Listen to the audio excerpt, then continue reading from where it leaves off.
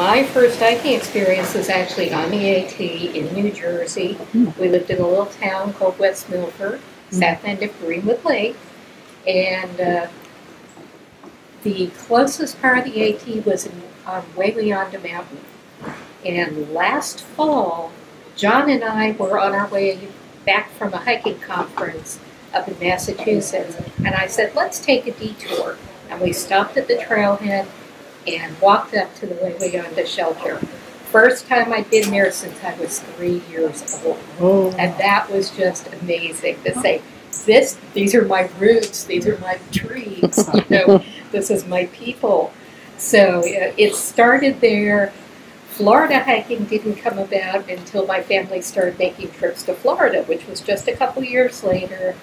I have pictures of and I remember being on the little paths in the Everglades, in Everglades National Park off the main park road, and also along the Swanee River on the bluffs of Stephen Foster State Park. Now, I didn't know it at the time, but that was the Florida Trail.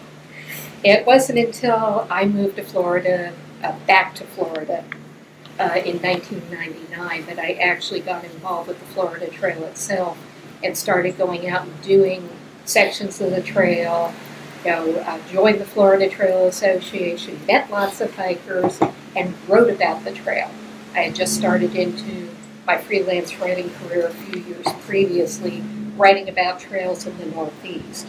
So it was exciting to have new ground to cover. Now, this past winter has been very special for me. I've been working on finishing every footstep of the Florida Trail.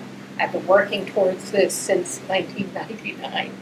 And there are places where I have gone in and done bits and pieces of the trail throughout the Panhandle, but never walked through.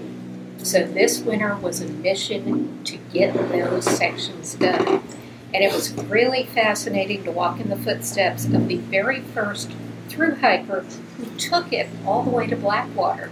That was Chet Fromm back in 1989.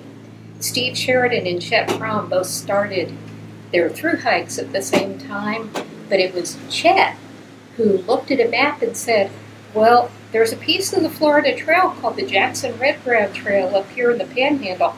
I'm going to walk to it. And he road walked all the way up. And because he did that, the Florida Trail Association, people out in that area said, hey, we'll build a trail here at Pine Log. We'll build a trail here at Morris Pasture. We'll build a trail here in Eglin. And eventually bits and pieces of the Florida Trail began to form. So this winter I was hiking all those bits and pieces, some of them, parts of them for the very first time, and it was just exciting. What wasn't exciting were the road walks. I didn't get them all done because to do a road walk as a section hiker, especially when you're day hiking, you really need to have someone helping you out. And John was with me for only one of the 4 trips I made to the Panhandle this winter. So the experience of walking along a road when you're day hiking, doing sections of the Florida Trail is just a little bizarre. People look at you strangely, and rightly so. I had a day pack on. I was carrying my food with me, and when John was around, he'd come up and hand me a Gatorade, run me off to lunch, and bring me back and drop me off in the same spot. It's just a kind of a bizarre way to do a hike. But the scariest experience in all of this, because I did some major road walks out there, was this one place west of Shelton Store in the Chipola section where I was walking across a very narrow bridge on the county road when suddenly a logging truck started barreling towards me at 60 miles an hour.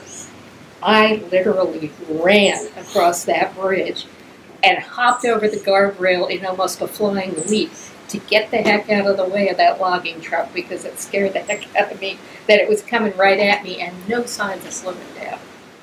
So I would really love, especially in that region where there's so much open land, there's new public lands that didn't exist 20 years ago, and there are lots of opportunities to acquire corridors through beautiful farmland in that area near the Chipola River, to put some emphasis on actually getting a corridor selected and preserved for the future for the Florida Trail and for the wildlife in that region, because the availability is there. It's really a matter of focusing on getting a corridor to complete the trail. Sandra, you've been involved with this for a very long time. What's going to happen in the future if we don't do something now? What's going to happen to the trail? Well, already, you know, the future of the trail, the issues I see are this discontinuity that goes on, particularly up in that region of Florida, because the trail was so late to the game in that area. Places where the trail could have gone, all of a sudden there are subdivisions there. And that's getting very scary in an area that was forever, for my lifetime, rural. And now you see like 331 south of Defuniak Springs is being turned into a 4-lane highway. And there are signs up the road from Freeport going north that all say, you know, land for sale, already subdivided, you know, plan to develop, that kind of thing. So I see a pressure, you know, we have it big time here in Central Florida and South Florida, but it's happening now in the Panhandle, which I didn't expect to see in my lifetime, with development pressures taking away the opportunity to have a natural corridor across the entire state of Florida.